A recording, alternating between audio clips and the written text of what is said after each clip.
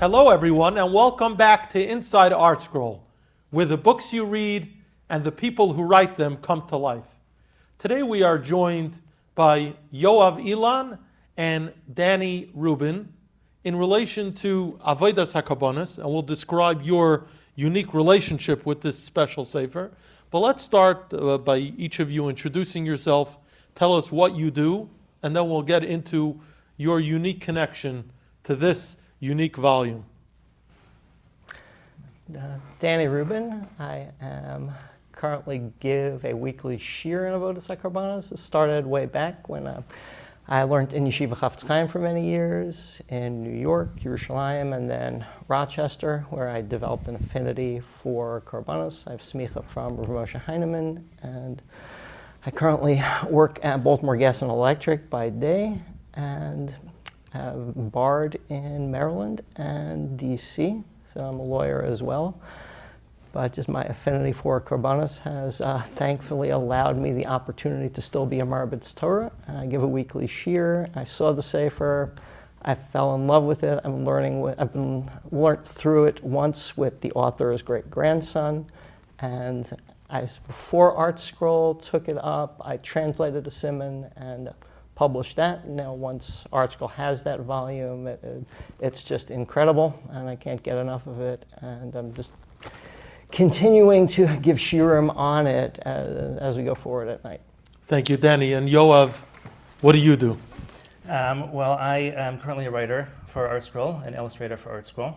I actually started with ArtScroll in 2003 with Maseches Midos.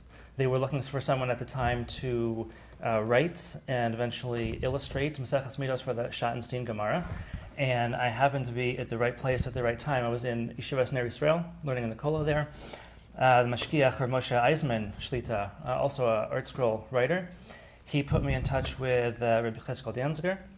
We met, and he looked at some things I had written about the Beis HaMikdash, and which I had been hoping to publish as a book. So I gave it to ArtScroll to consider. He called me back later. He says, bad news, we're not interested in publishing the book. Got my first rejection from ArtScroll. But he said, how would you like to write Maseches Midos for the Schottenstein Gemara? I said, I guess I'll have to think about it. Yes, I would love to work on the Schottenstein Gemara. So that's how I started with ArtScroll, writing and then illustrating that Masechta. I was able to, Baruch Hashem, work on Maseches Midos for other publications that they put out, the Yad Avra Mishnayos, Mishnah Elucidated, and since then I've been writing and illustrating on many different projects here at ArtScroll since then. And we should mention that some of your illustrations are actually in this volume right here as well. Yes, they asked me. I was not participating in the writing of the sefer. That was handled by the rabbis Weiss, who did an amazing job putting the sefer together. They asked me to do some of the illustrations, and so that's the part, the chelak of the sefer that I worked on. So for our viewers who don't know what the Sefer Avodas Hakorbanos is, tell us, one of you, both of you, what is this sefer, and why should it interest the average person out there? Well, I guess I could start, and everybody I think has had this experience in yeshiva, primarily learning Nashim, Nezikin, and then there is Kachim Sugya, right? Something about the Beis HaMikdash, something about Kachim. There's this tendency to kind of tune out. Well, this is off topic. And there's this tendency to be intimidated. As I was in yeshiva, I once saw a hesped, a eulogy that Rabbi Aaron Kotler gave for the Chazon Ish in the back of Mishnah Rabbi, where he mentions that we live in a generation of specialists. People feel like, well, this is my subject, this isn't. The Chazon Ish was the farthest thing from it. So he was not a specialist. Kol Torah Klula was his sugya, was his topic. I decided to try and take that attitude next time I approached a Kudshim topic, and it went very, very well. And I I spent time on it, and then I said to myself, wouldn't it be wonderful if somebody wrote something as user-friendly as like a Kitzur Shulchan Aruch to Hakorbanos? And then I was in Toronto one weekend, and I was just walking past the Sfarim store and lo and behold, I actually saw that sefer on the table at like the front of the store. It's like Hashem was saying, this is exactly what you need. So I grabbed it immediately. I learned that the sugyas, the topics became even easier because just the way the author sets up the Avodas Beis HaMikdash and the way all the Avodas, the intricacies of the Korbanos are set up, they're organized in such a way, it's kind of like learning Kitzur Shulchan Aruch, where what becomes complex is user-friendly. And now with what ArtScroll did by taking the more complex notes and making those even simpler and adding the introductions, it's more incredible. So I guess I fell in love with the topic, realizing it was not intimidating, and then it was the Sefer Avodas Hakorbanos made it even more friendly and more incredible to get into. And as one feels more confident, as one grows, then one wants to learn more. There is definitely a perception, Yoav, that the limud of kachim are for those who are learning in the yeshivas of Brisk, or those in elite chaburas in famous yeshivas, or for those if you're learning Daf Yomi, when you get to certain mesechtas, like the mesechta being learnt at the time of this conversation, which is Yuma. What have you found as far as Avodas Hakorbanos opening the door to everyone to be able to grasp what are generally very unfamiliar topics? Well, again, as Rabbi Daniel was saying, the Sefer, it lays out everything so easily and makes it so accessible that, again, it just makes everything so approachable. It takes away a lot of the trepidation that people have when trying to learn Kudshim, and everything is laid out. It goes Keseder Hayom. If on Shabbos you can look through the Musafim and see what it's talking about. How they operated in the Beis HaMikdash on Shabbos, and even for people who are not Kohanim. One thing I really liked about learning the Sefer is that people have this conception that our tefillos nowadays are there to replace the Korbanos, which some people might mistakenly think means that they didn't daven. They didn't have tefillos during the times of the Beis HaMikdash because they had Korbanos. Well, you learn the Sefer, you see the Kohanim, they davened in the Beis HaMikdash every day. So just kind of like little eye-opening things like that make the Sefer phenomenal. What many people may not know is that this Sefer Avodas Hakorbanos is over 100 years old. It was written, I believe, in 1913 by none other than Reb Aaron HaKohen, Kagan. It seems that his name is sometimes used as Kagan, sometimes not. But Rav Aaron HaKohen was the son-in-law of the Chavetz Chaim. Tell us about him and about the Chavetz Chaim's approbation to his son-in-law's phenomenal sefer. Well, I can start. Being from Chavetz Chaim, I heard from Reb Henoch Leibowitz's nephew a story that many people may not know. Rav David Leibowitz, the original Rosh Yeshiva of Chavetz Chaim, was in the Sabad Kollel, and he was the Chavetz Chaim's nephew. And there was a time that Rav David was learning Moed in the Kollel. The Chavetz Chaim really urged him to take on Kudshim, because as you see from much of the Chavetz Chaim's writing, he realized the relevance. He realized that we're in Ikvasa de Mashiach, and you're basically walking into the Beis HaMikdash when you learn Kudshim. So Rav David mentioned that he happened to be in Moed. So the Chavetz Chaim, according to the story, the Chavetz Chaim mentioned, for that they have my Mishnah Berurah. So he then urged Rav David to learn Kudshim. So I don't know what happened at the end of that story, but I don't know if Rav David ever switched or not. But what the Chavetz Chaim's emphasis, and through the Chavetz Chaim's writings about the absolute relevance of really offering Korbanos through learning Korbanos. And after I saw the Chavetz Chaim talk about that, I saw the language in Meshech Chachma at the beginning of Sefer Vayikra. He calls it spiritual electricity.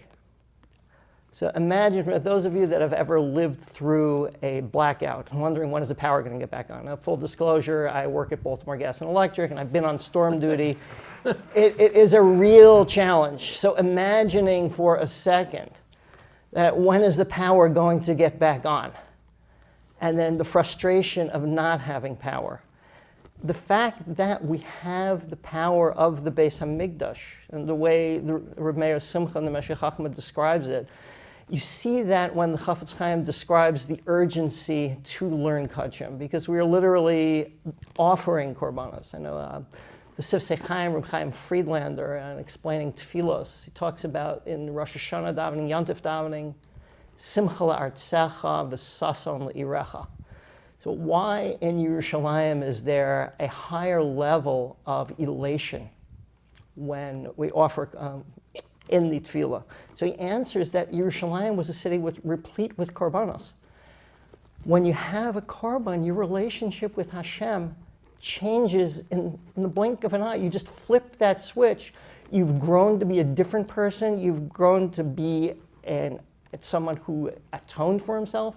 You've grown closer to Hashem simply by these physical acts. And as the Chafetz Chaim describes the importance and the urgency, it's that idea that we literally can walk into the Beis HaMikdash through learning Korbanos, and the fact that, as is Hashem, Mashiach is imminent.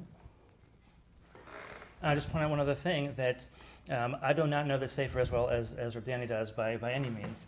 But I can point out, learning it and giving shir with your website pictures is incredible. I recommend anybody do that when you learn the Sefer. Just go to Rabbi Yoav's pictures, both inside the Sefer and on the website itself. And I actually have the PowerPoints that I made for my shir. If anybody wants, I'll be happy to send them a copy. But where do you give your shir? I give it in Baltimore. Okay. And just as an aside, that came about because when the Sefer came out, there was someone in Baltimore that was just taken by the Sefer for all the right reasons. It's incredible. You know, you're literally walking into the Beis HaMikdash, and he offered to pay for copies for anybody who wanted to learn through the Sefer. Wow.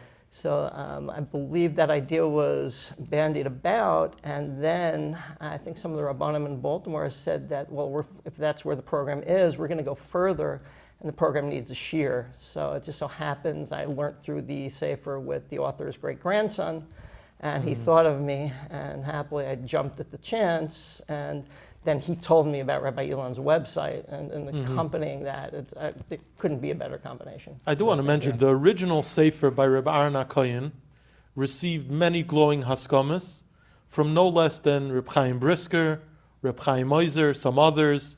And I don't want to forget to thank as well the author's granddaughter, Rebbetzin Tarshish, who threw her support behind the publication of the ArtScroll edition of Avodas Hakorbanos.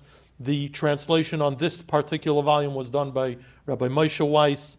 His father, Rabbi Yosef Usher Weiss, did editing along with Rabbi Avram Foreman and some of the other outstanding Talmid Chachamim here at ArtScroll. So definitely tremendous credit goes to them for putting out what's an absolute masterpiece. And it's enhanced greatly by your illustrations. Talk, Reb Yoav, for a moment about your infatuation with the Beis HaMikdash in general, with Avodas Hakorbanos in particular. We have some of your 3D creations here. Tell viewers how they could see some of the illustrations that Reb Danny mentioned and how you got so involved in this. Well, sure. So when I was younger, I was pretty good at Gemara, not too bad. I filled my notebooks during Shir, but mostly I was doodling in the margins. And when I was in college, I was first exposed to Maseches Midos, which is all about the structure of the second Beis HaMikdash. So here was a Masechta. It was architecture. It was math. I could not have been happier. I was learning with my chavrusa at the time, Shmuel Meisman in Baltimore. And so we learned through it. I started taking notes. I was making sketches. I realized that this is something that I could really, get my teeth into. And so I started learning how to do computer illustration and 3D models and, building up my skills. So eventually, when I worked for ArtScroll on that Maseches Midos for the Schottenstein, I was able to come and do the illustrations for the Masechta. And on my own, just as my hobby, I continued learning about the Beis HaMikdash, developing the model even more. I started a blog where I write on different topics and books about the Beis HaMikdash. And as you pointed out, so some of these are my 3D models that I took from a virtual computer model, and then they can be changed into a 3D printed model. So just for example, just to say one, this model here This is a model made out of sandstone. What they do is they put down a layer of very fine sand and they infuse it with super glue. Layer by layer, they build it up and they add color, as you can see here. And so you get, in the end, a very nice teaching model about the Beis Hamikdash, because seeing something is so much better than hearing about it or reading about it. So you printed this actual model yourself on a 3D printer? I do have a 3D printer, but it does not do anything as fancy as this. This was done by a professional company in New York called Shapeways. They print in a variety of different materials. This happens to be sandstone. They print in plastics. They print in, I'll show you another smaller one. They can print in solid metal. This is a very small steel model of the Beis Hamikdash, and the sky is the limit when it comes to these 3D printing models, because you can print something out and put it into someone's hand and show them this is the Shar Nikanor, this is where the Mizbeach was. It makes such a big difference when you're teaching these topics, and as I do slideshows and presentations on the second Beis Hamikdash. So having something to hold in your hand makes the experience and the teaching much easier and much more effective. What was your experience? You started a blog. What was your experience as far as people's feedback? Were you surprised by how interested people were in this esoteric topic? It is very interesting, because once you put something out there, then you start to hear from all kinds of people. And Baruch Hashem, I did hear from people around the country, around the world, expressing interest and appreciation for the work that I was putting into the models and the images and the animations. I met other similar people who are interested in the same types of things. Yitzi Kasowitz, who does Jewish Lego models of the Beis Hamikdash and other things. And Baruch Hashem, it's been very successful, a very fulfilling experience. And Baruch Hashem, it's putting a lot of Torah about the Beis Hamikdash out there for the public to consume. And through my shir, I'm receiving a lot of that as well, through both the Sefer and through the website. It's amazing what was once like an intimidating topic. Mm-hmm. What's happening now is the questions I'm getting are very, very practical. People are literally putting themselves, the Kohanim and the shir in particular, are putting themselves in the shoes of the Avodas Beis HaMikdash, and they're walking through all the services, all the Avodas, and saying, hey, wait a second, how do I do this? How do I do X? How do I do Y? How do I have this dexterity, and where do the tools come from? They're looking at the Beis HaMikdash in an incredible practical and friendly way. So instead of being like off limits and intimidating, now it's become a very warm, comfortable place where people are actually putting the vision of serving in it in their mind's eye, thanks to both the Sefer and the visuals. Now, the ArtScroll volume was generously dedicated by Elia Malki Friedman, I should mention. We're very grateful to them for making this project possible. Take us through the Seder of this Sefer. How is it set up? And the novice who knows little about Avodas Hakorbanos, what are they going to experience when they open the first page and they start learning through chapter by chapter? Well, I think I can just put it simply. There's a joy, a comfort, and for those novices who have seen Kodshim in other areas, there's a relief, because you are literally waking up with the Kohanim. We're saying for the ones that actually went to sleep, but the order of the Sefer is a day in the life of the Beis HaMikdash. It starts with the Kohanim's night procedures, and it's a very, very human narrative. It's not a complex halacha where you have to go back and forth and say, what is that pasuk again? Rather, you're kind of living in the shoes of the Kohanim. You're going through the daily service. You're going through the very, very human parts of it, like the Kohanim that fell asleep on guard, and they were woken up in a very caustic way, where they were very vulnerable to that. There's potential for mistakes. There were human mistakes were made, and the Kohanim who went through the lotteries to get through, to be eligible to the avoda, and just going through that, seeing the daily narrative and the fact that these are kind of regular people. There will be regular people when it comes to the Ketores, right? Everybody wanted the Ketores. You can only get it once because everybody wanted to be rich. This was a predisposition, a skula for Ashiras. So the Sefer starts with the day in the life of Beis HaMikdash. It goes through the Korban Tamid. Then it goes through what I'll call the situational Korbanos in the second half, where, what did I do Pesach? What happened on Shavuos? Now, we're all going to daven Musaf on those days. Chazal, it's very clear that Chazal wanted us comfortable with Korbanos because all the laning is from Korbanos and all Shemona Esrei is from Korbanos. Here you can simply take the Sefer to shul and open it. And at the right part, it's like, oh, that's how it went. That's how the practical narrative continued.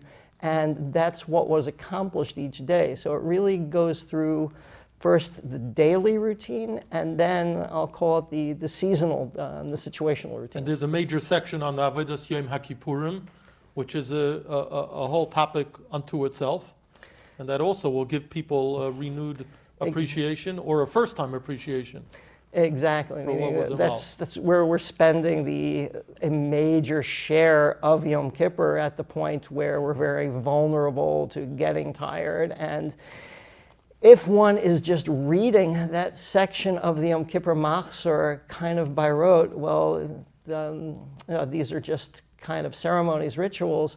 It's much more difficult when you see Avodas Hakorbanos in advance and you see has to happen and this is why and this is how atonement is achieved. It makes that part of Yom Kippur come to life and it makes it a very meaningful, poignant part of Musaf, where it may not have necessarily been that way otherwise. It sounds like this Sefer should almost be a prerequisite for anyone who's going to be learning any Sugya and Kachim. I have to tell you on that note, every Erev Pesach, I go over it with my family. There are 18 simanim on the Korban Pesach, and that's exactly, besides the metaphysical benefits of that being we offer the Korban Pesach, but just to get an idea. I mean, Pesach is just an example of one yontif, but it centers around the Korban. Every yontif centers around the Korban. Masechta Yuma centers around the Korban. So much of our life really still centers around Korbanos. It's going to be part of our lives anyway, so opening the Sefer in advance, just going through all of Sefer Vayikra and laning. Mm-hmm.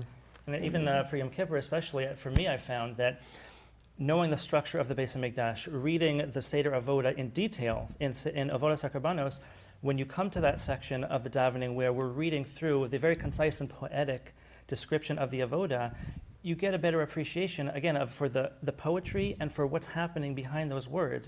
As you play it through in your mind, this really gives you that background to help bring that part of davening, make it more real and bring it to life.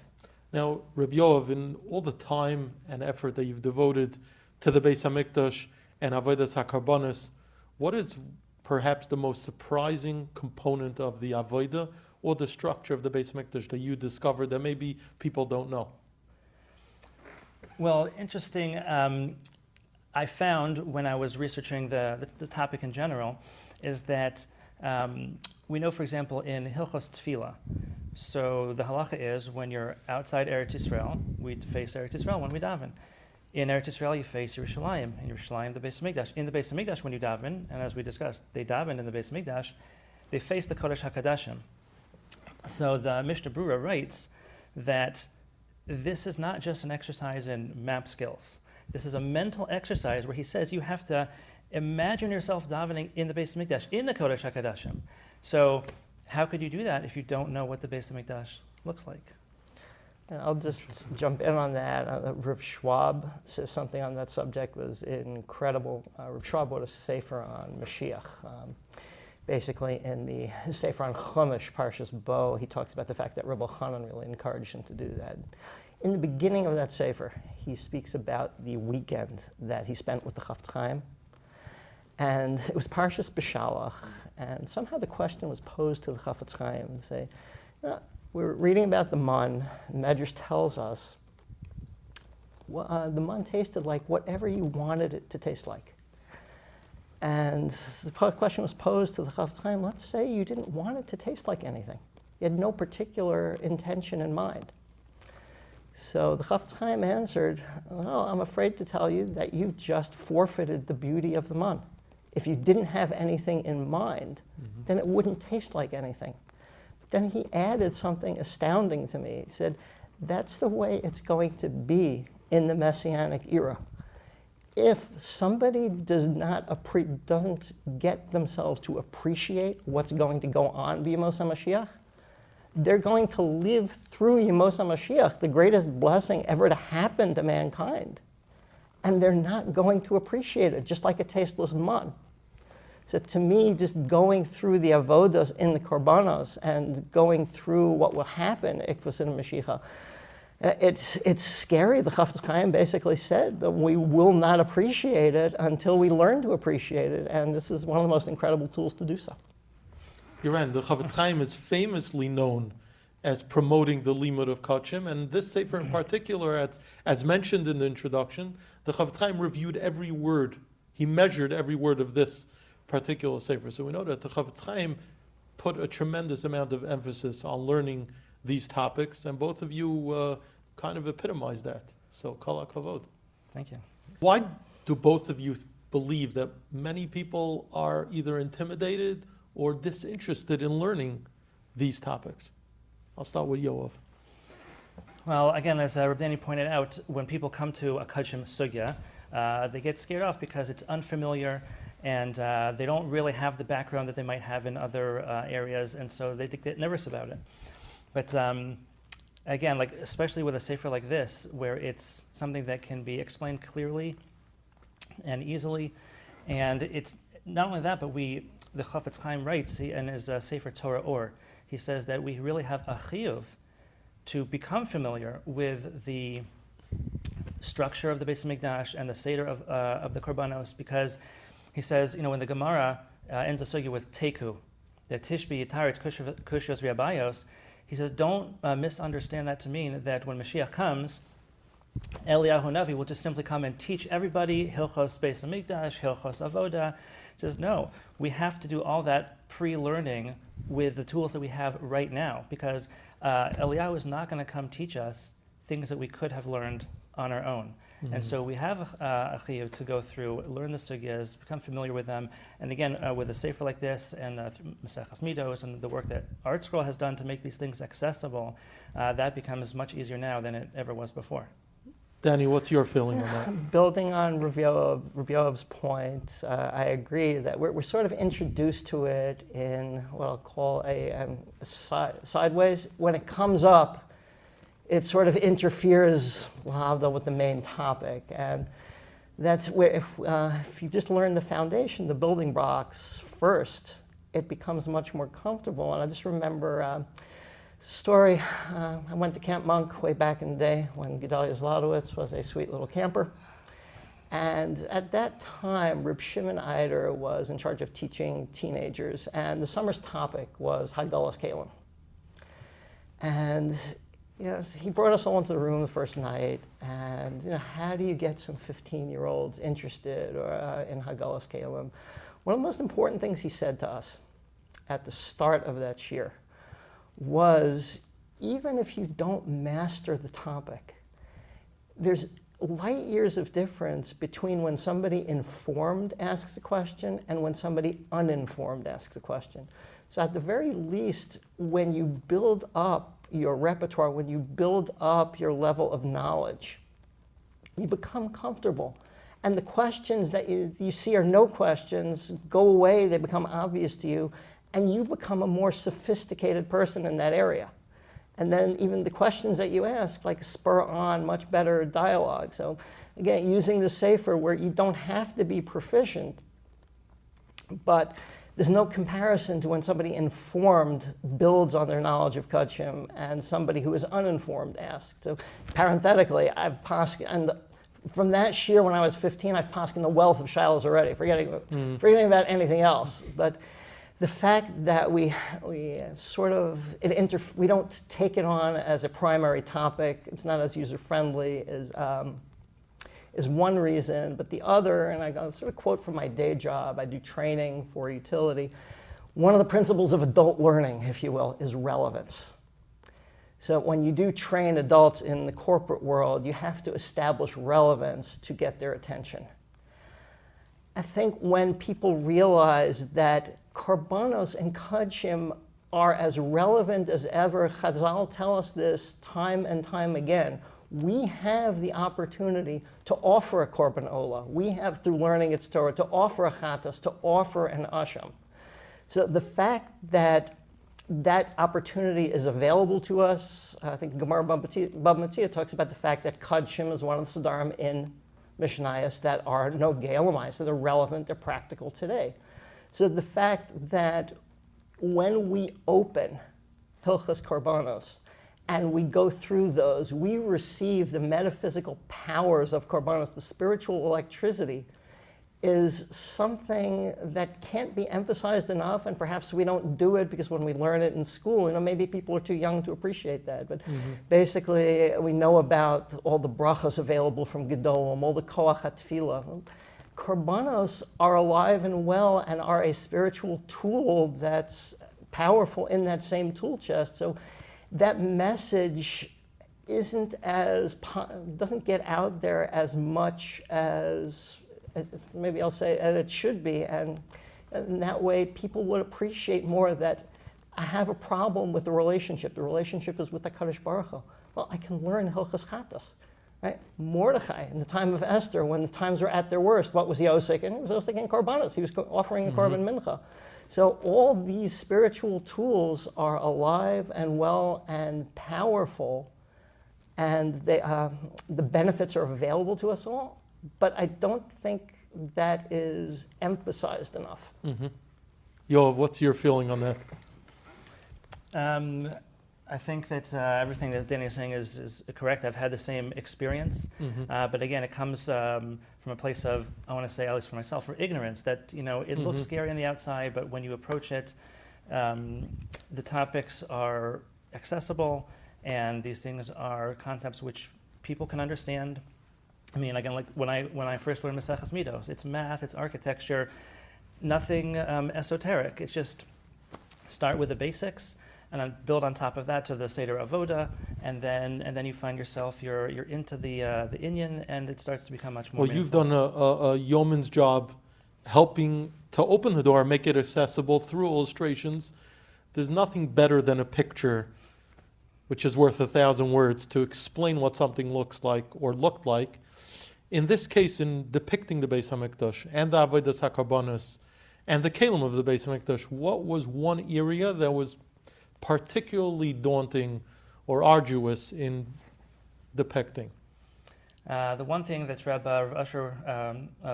Yosef Usher Weiss and I spent a lot of time on with this Sefer is that the Mechaber goes through the Seder Hatavas HaMenorah, how the lamps of the menorah were lit, which ones were skipped. You know what I'm talking about?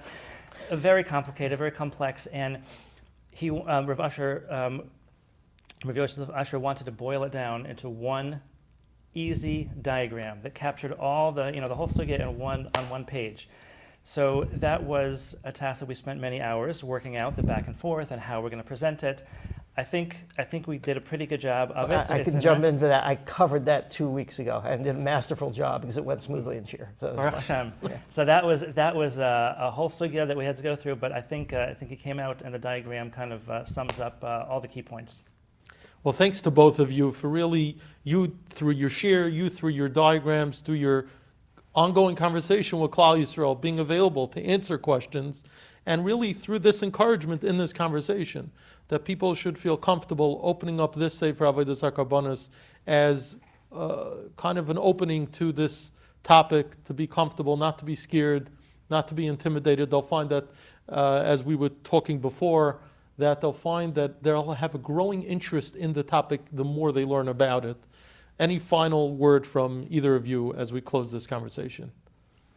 I'd just like to thank Rabbi Elan, because besides his diagrams and the pictures, he's also wonderfully responsive. Questions come up in Shir all the time, and by the next week I have answers through no fault of my own. So thank you very much. Thank you. I appreciate the kind words, Danny. Again, these are topics which are relevant. They're going to be very relevant, Mirz Hashem, very soon. And the Tosos Yom Tov, he writes in the beginning, his introduction to Maseches Midos, is that we're learning Maseches Midos as the prerequisite to Bayis Shlishi. We need to know the basics of what a Beis HaMikdash looks like, So he says that's why we're learning Maseches Midos. We learn about Kudshim in general, so that when it comes time to build the third and final Beis Hamikdash, we're going to be ready. Well, thank you for that. On Thank that you. note, Yeah, go ahead. right, we know one of the three questions we get asked right after that, Tzipisa Yeshua.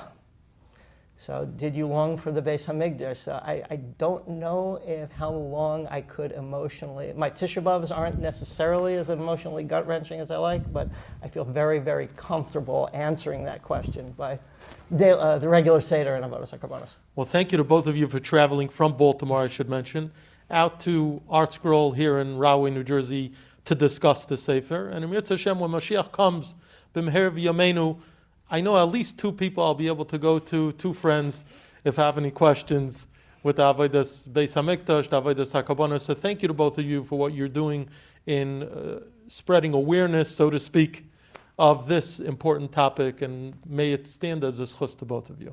Amen. Thank you for having us. Thank you.